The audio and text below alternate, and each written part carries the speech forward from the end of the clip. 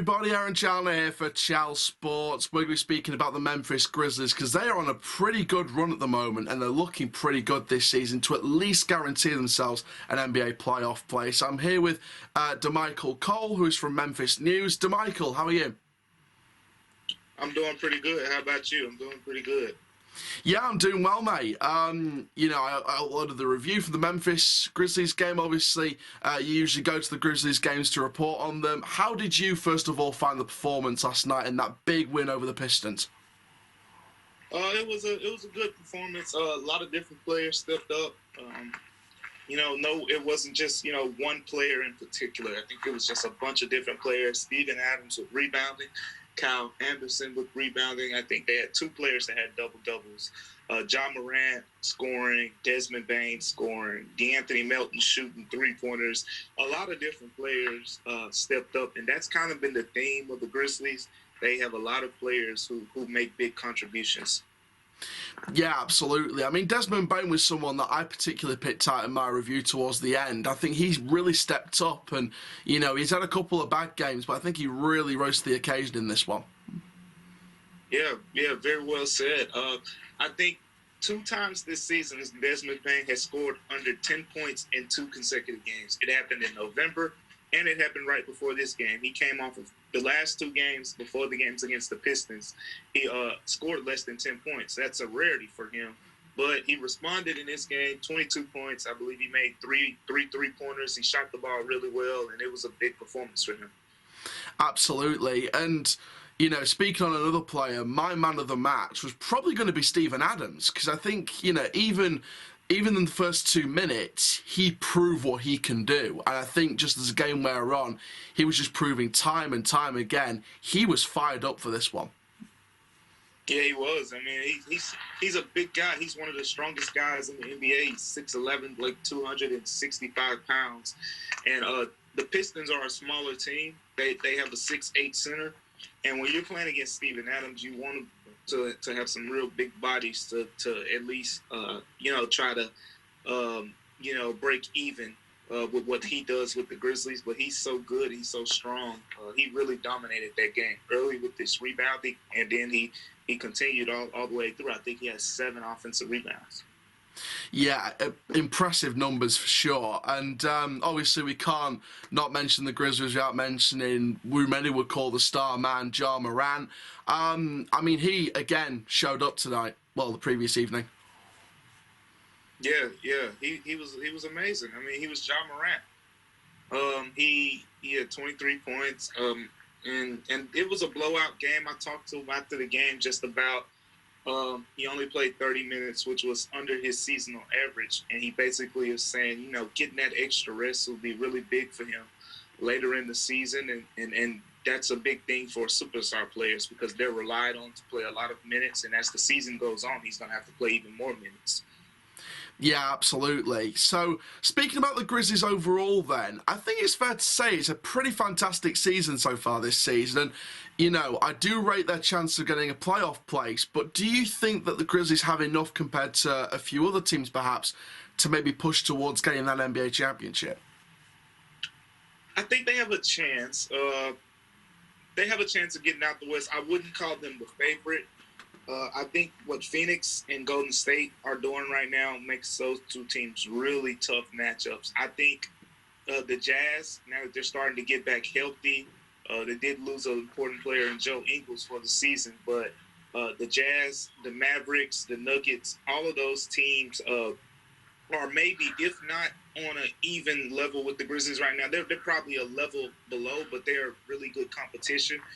So you factor in those teams, and then the Phoenix Suns and Golden State, I think, are the class of the Western Conference right now. Neither of them lose a lot. They win a lot of games. So with that being said, I think it's hard for me to see the Grizzlies coming out and getting a championship. But I think they have really positioned themselves well, to put themselves in position to play, that type of game, to be in the Western Conference Finals, to play against possibly the Warriors or the Suns.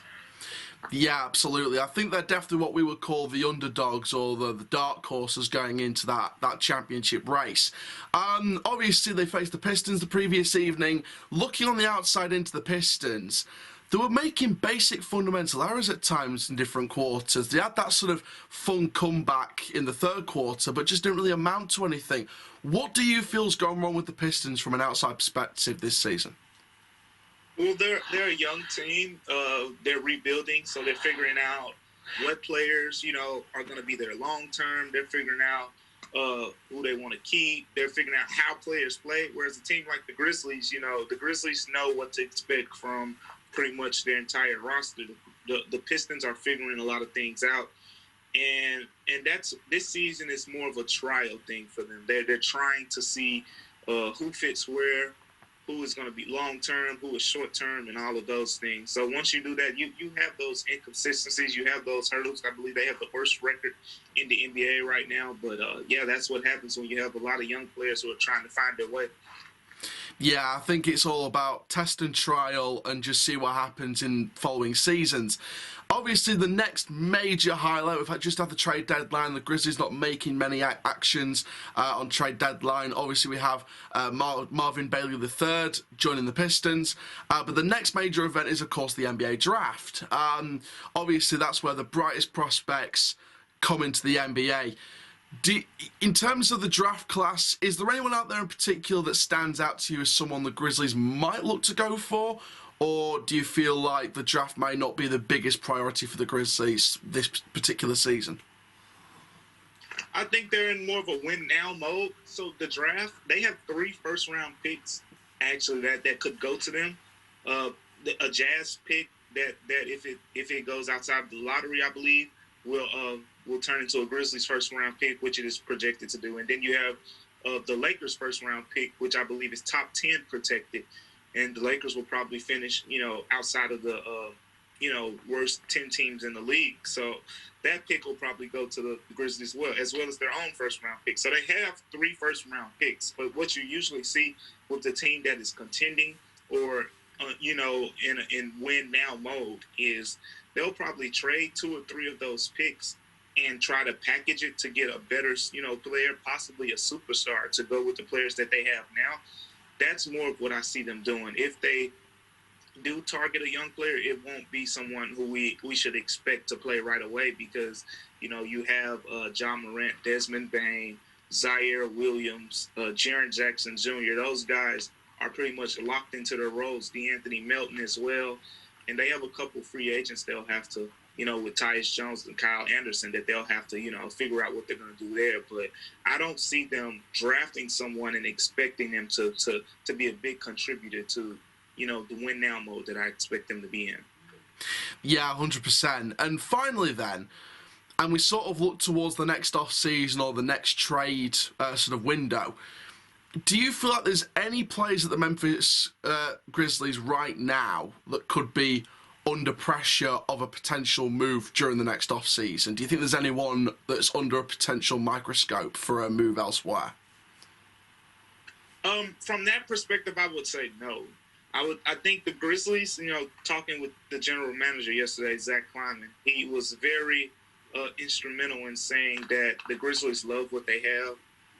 They love all the players that they have. They trust the players that they have. He's not putting a ceiling on this team. They have championship aspirations, all of those things. So from that perspective, I don't think they will openly look to get rid of anyone. I think from the perspective of if a superstar player or something comes available that piques their interest, then they will be forced to maybe, give another team one of their decent players or good players or things like that. But outside of that, I don't think they're going to outwardly just ship anyone. They love the team that they have. And, I mean, for right reasons, everyone on this team so far has made big contributions at some point. Yeah, 100%. And it definitely feels like the Grizzlies aren't going to get rid of anyone in that squad for now. Damichael, thank you so much for coming on Channel Sports. Really do appreciate it. Yeah, no problem. Thank you for having me. And thank you guys for watching. Make sure you do like, comment, subscribe. And for now, my name is Aaron Chandler from Channel Sports. Goodbye. I'm Chandler! I'm Chandler! I'm Chandler! I'm a child of labor.